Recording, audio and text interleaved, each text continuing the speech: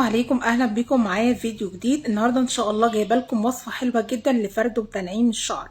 والله العظيم الوصفه دي لما انا شخصيا بستخدمها بتفرد شعري وبيكون بالظبط اكني عامله مكوى او سشوار. الوصفه خطيره جدا، مكونات بسيطه خالص.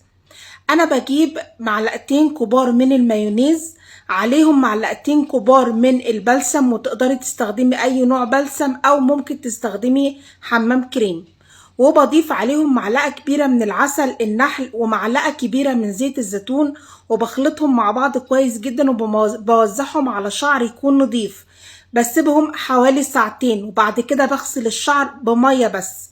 بسرح شعري وبدهن اي حاجة انا بستخدمها لشعري، وبعدين بعمل شعري طاقية او دوامة بلفه. يعني بقوم الصبح من النوم افرد شعري، والله العظيم بيكون مفرود وجميل جدا اكني بالظبط عاملة سشوار او مكوى.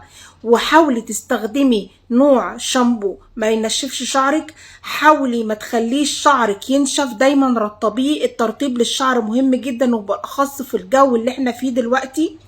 كمان مش عايزاكي تسرحي شعرك وهو في ميه، حاولي تخليه ينشف شويه.